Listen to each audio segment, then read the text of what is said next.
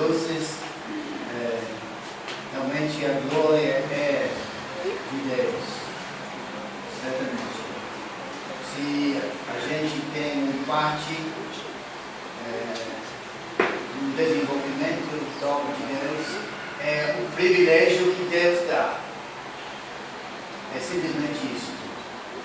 É um privilégio de estar envolvido no que Deus quer fazer. Ele pode fazer o que Ele quer sem a gente.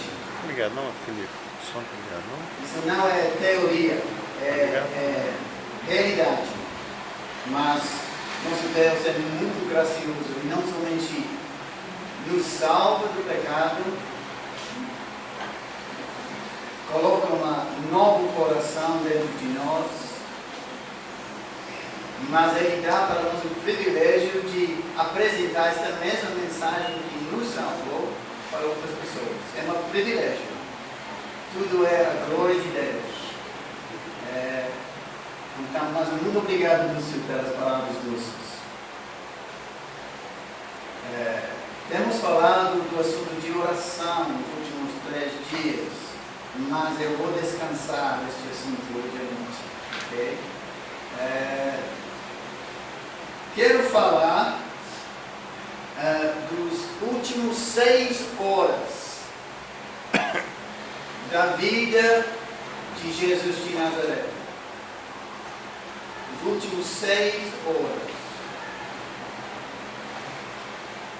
Normalmente, os últimos horas de uma pessoa famosa, alguém que tinha um impacto no mundo, que mudou a história do mundo, normalmente é focalizado na sua vida, o que eles fizeram na sua vida, as conquistas, as batalhas, a diplomacia. Mas interessante, quando a gente lê sobre a vida de Jesus de Nazaré, parece que as biografias, 4 biografias, estão apontando a gente não mais para estes 6 horas, últimos 6 horas da vida dele. Se você estivesse lendo biografia de Napoleão, o imperador de França, 200 anos atrás, pouco menos.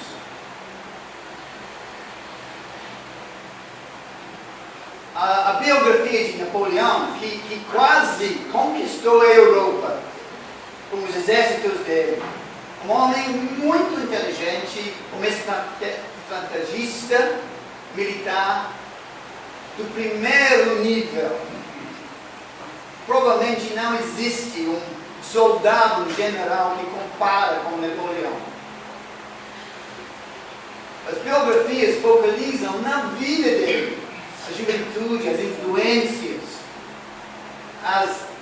as vitórias como um general novo, e como ele foi na frente dos seus soldados, arriscando a sua vida, e conquistou os corações dos seus soldados, para que eles estivessem dispostos a morrer para Napoleão. Ele era um general muito amado pelos seus soldados. Mas os últimos 6 horas da vida de Napoleão não tem nenhum interesse para as biografias dele. Mesma coisa de Alexandre o Grande, também um general de destaque, morreu um jovem, mas quase conquistou o mundo. As últimas horas da vida dele não tem nenhum interesse nas biografias. Os estudiosos estão na dúvida se ele morreu de uma doença ou ele foi envenenado. Existe polêmica sobre isso nas histórias de Alexandre o Grande, um homem grego. Mas quando a gente lê sobre Jesus de Nazaré, o filho aparentemente, filho de um carpinteiro, aparentemente um homem insignificante, que veio de uma região desprezada, Galileia, de uma cidade desprezada, Nazaré.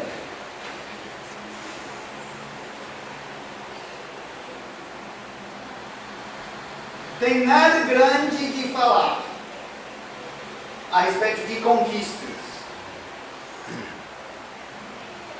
Mas os autores das biografias focalizam na vitória da sua morte. O único homem no mundo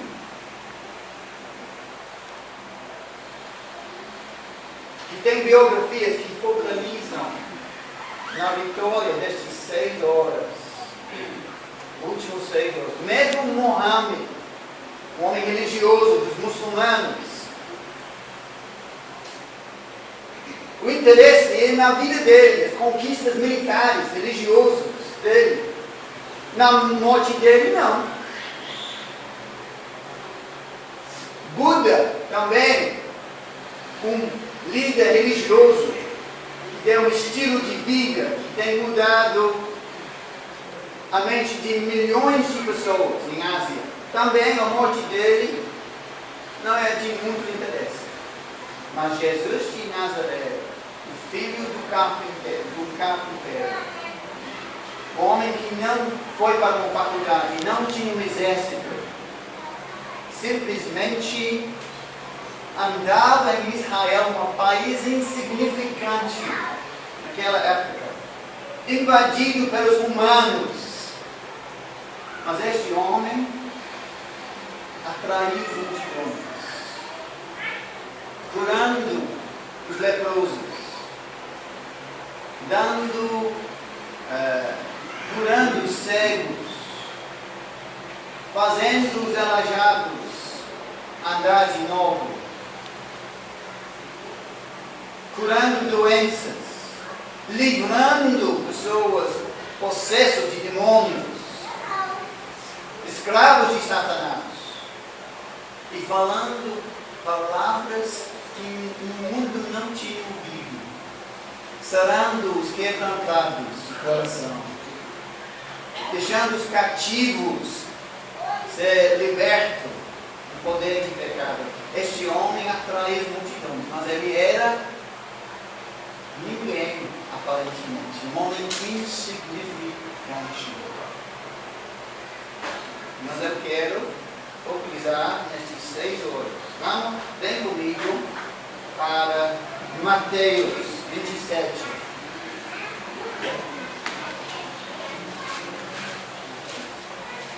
Eu quero hoje à noite focalizar em 3 acontecimentos sobrenaturais que é descrito por um autor da primeira biografia. Provavelmente, em termos de história, foi a segunda biografia. Marcos provavelmente foi o primeiro.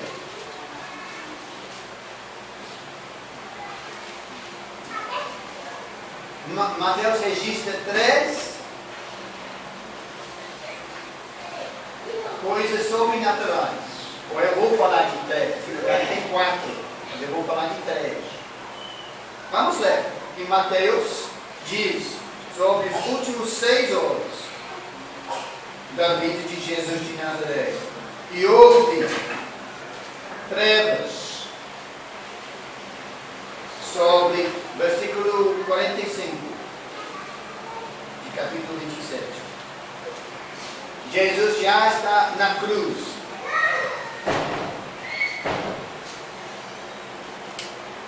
E houve trevas sobre toda a terra. No meio-dia, às 3 horas da tarde.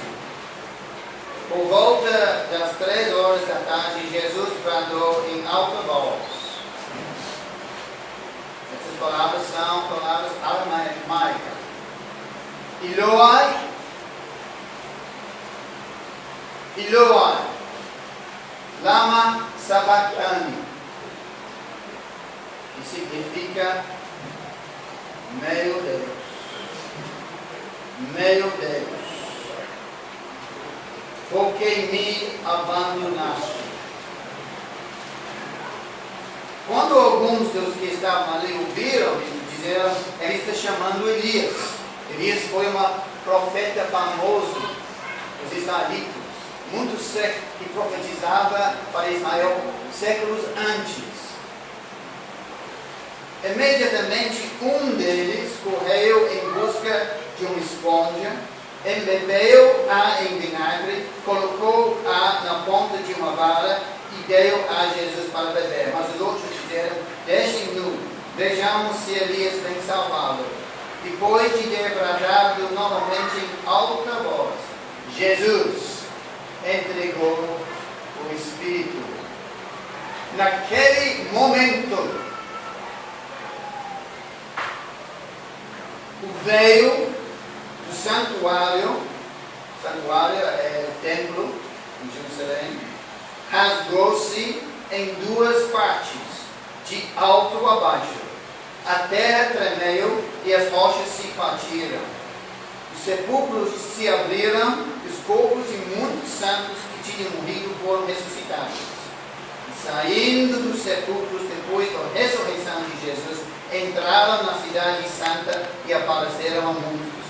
Quando o centurião e os que ele vigiavam Jesus viram o terremoto e tudo o que havia acontecido, ficaram aterrorizados e exclamaram, verdadeiramente, este era o Filho de Deus.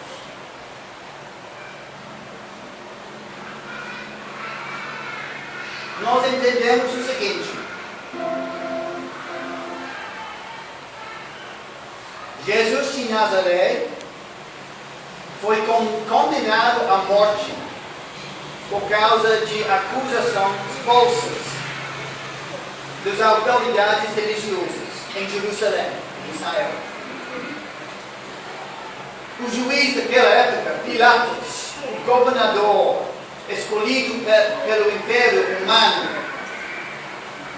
sabia que Jesus era inocente, mas ele não tinha a coragem de defender Jesus.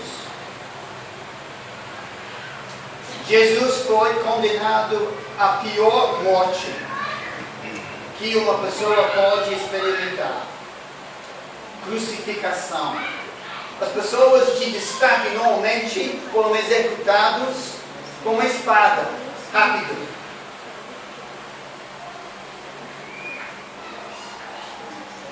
Pessoas que eram consideradas vagabundos, lixo, foram crucificados. Jesus foi crucificado. Nós entendemos, lendo as outras biografias, os outros evangelhos, Jesus foi colocado numa cruz fora das paredes de Jerusalém às 9 horas de manhã. Ele foi crucificado com 2 criminosos, Jesus no meio. Foram 3 homens crucificados naquele dia, às 9 horas de manhã. Nós não sabemos os nomes desses outros criminosos. De 9 horas ao meio-dia, coisas aconteceram, nada estranho aconteceu. Jesus, como os outros 2 homens, estava sofrendo ondas de dores, passando pelo corpo dele, como eles. Ele foi colocado com pregos nas mãos e nos pés, como os outros criminosos. Durante estas 3 horas, a multidão zombaram de Jesus. Os religiosos zombaram de Jesus. Mesmo os outros 2 homens crucificados com ele zombaram de Jesus. Se tu és o Filho de Deus, salva-se a ti mesmo. Durante estas 3 horas, enquanto Jesus estava sofrendo fisicamente coisas terríveis, ele tinha oportunidade para falar com um dos criminosos. Ele tinha oportunidade de falar com João e Maria.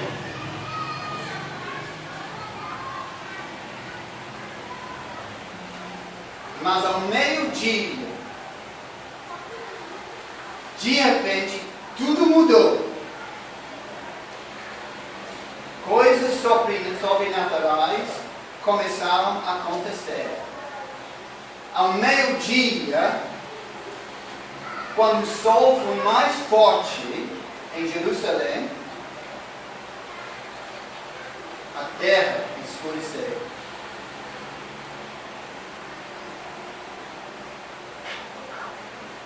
E esta escuridão sobrenatural, que sem dúvida criou medo em pessoas, o que está acontecendo?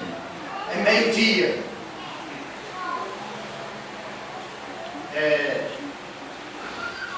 Esta escuridão durou até Jesus morrer, às 3 horas da tarde.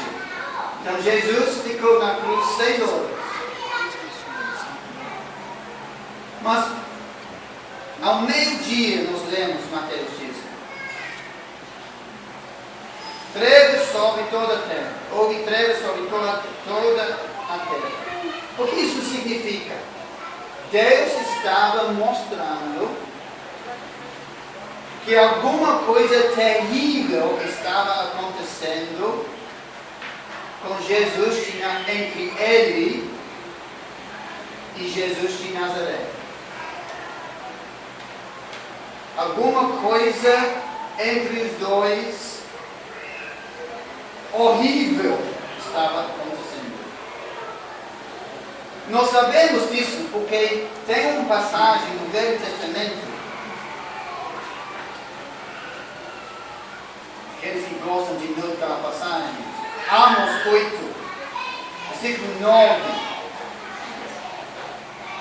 O profeta Amos falando da punição do Deus de Israel, por causa dos seus pecados, daquela nação. Disse: naquele dia, declara o Senhor, o soberano, farei o sol se pôr ao meio-dia, e em plena luz do dia escurecerei a terra. Então,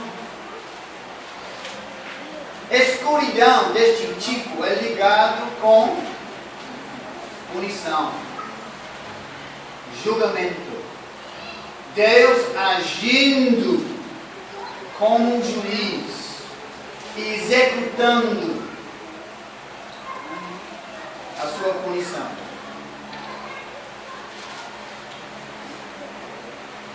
Nós sabemos disso porque às 3 horas da tarde nós ouvimos Jesus de Nazaré falando coisas terríveis. Provavelmente as palavras mais terríveis registradas na Bíblia. Deus meu. Deus meu. Por que me abandonaste? No momento quando Jesus de Nazaré mais precisava a presença de Deus Pai, ele gritou estas palavras terríveis. Veio do interior dele, saiu do interior este grito de desespero.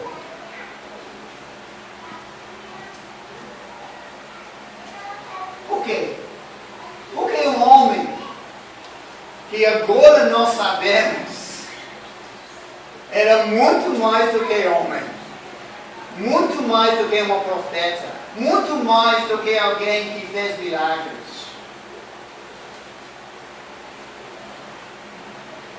Deus em si, Deus homem, mandado por Deus Pai, para ser um ser humano. Porque existia esta experiência terrível de Jesus de Nazaré, um homem que sempre cuidava dos pobres, sempre curava os necessitados, cuidava das viúvas, dos órfãos, dos pobres, transformando as vidas de pessoas que chegavam aos pés dele. Ok. Nós entendemos o seguinte: durante aqueles 3 horas de escuridão, a ira de Deus caiu totalmente sobre Jesus. A ira de Deus contra o pecado de humanidade durante aqueles 3 horas caiu completamente sobre Jesus, Filho de Deus. Até o ponto que ele falou estas palavras terríveis. Ele foi abandonado mesmo. Por quê? Porque a punição do pecado, do meu pecado, é separação de Deus. Deus tirando as costas para mim e me sendo separado para sempre de Deus. Jesus experimentou a realidade da ira de Deus durante aqueles 3 horas de escuridão. Parece que Deus estava colocando uma cortina de escuridão para que o mundo não podia ver os sofrimentos de Jesus. O Velho Testamento fala isso, que o rosto dele ficou tão desfigurado. Isaías falando 700 anos antes da crucificação de Jesus. O rosto dele ficou tão desfigurado, não apareceu um ser humano. Ou seja, Jesus estava sofrendo de uma forma tão terrível, porque a ira de Deus caiu sobre ele para a humanidade, por causa de humanidade, que foi um evento tão terrível. Parece que Deus colocou uma cortina em volta da cruz, não nos permitindo ver esta coisa que estava acontecendo entre o Pai e o Filho.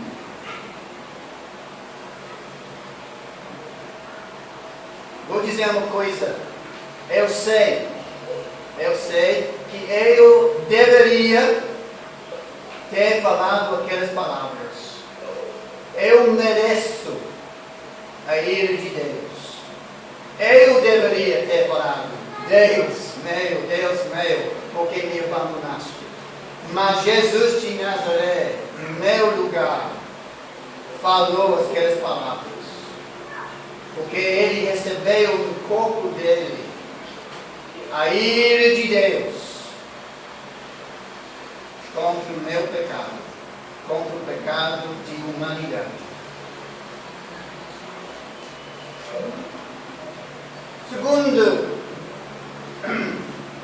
Segunda coisa sobrenatural. Naquele momento, às 3 horas da tarde, Jesus entregou o Espírito. Ou seja, Mateus está dizendo para nós: a vida não foi tirada dele. Ele entregou a sua vida à morte. Ele já tinha feito a obra de receber a punição de Deus para seres humanos como ele. Agora a missão foi completa. Agora ele podia morrer. Ele entregou o seu Espírito. Naquele momento, diz Mateus, uma segunda coisa sobrenatural aconteceu. Você lembra que foi? Mateus diz o seguinte: ele usa a palavra veio, ou cortina, no templo, no santuário, rasgou de alto a baixo. Vamos explicar. Na época de Jesus, existia um prédio chamado o Templo.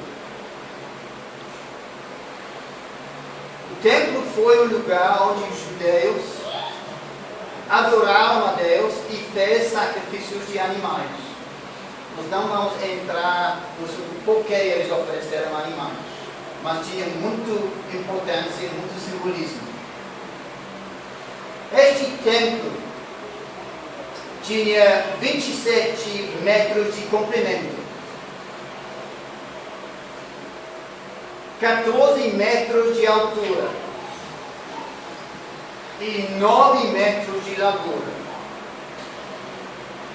Se você estivesse entrando pela porta lá, vamos imaginar que isso é o templo de Jerusalém. Vamos imaginar, ok? Lá, a porta de entrada.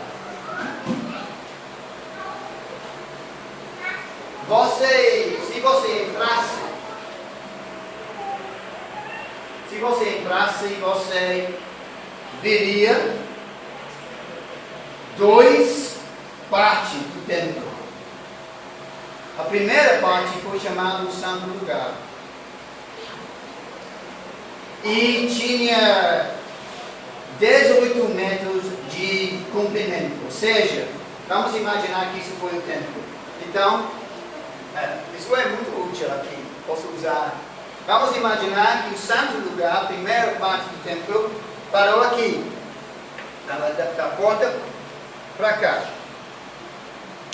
Mas foi uma segunda parte do templo, chamado o Santo dos Santos. Este lugar tinha 9 metros de comprimento. 18 e 9 faz 27. Okay. Mas, este lugar chamado Santos dos Santos tinha em frente cortina, o véu, de 9 metros de largura. Aqui para cá. E 14 metros de altura. Então, do chão até o teto. Por quê? Deus estava indicando que uma separação entre Ele e seres humanos. Vamos explicar. O santo lugar aqui, os sacerdotes podiam entrar cada dia, fazendo suas coisas. Mas ninguém podia entrar por trás da cortina do Santo dos Santos. Por quê? Porque os judeus creram que este foi o lugar de Deus. Então, simbolicamente, o Santo dos Santos, por trás da cortina, representava a presença de Deus Santíssimo. Uma vez por ano, com muito temor, o sumo sacerdote podia entrar por trás da cortina, mas com muito temor, com um sacrifício. Ok, vocês estão entendendo? Isso mostrou que seres humanos não podiam ter contato com a presença de Deus. Esta cortina representava uma barreira entre Deus e seres humanos.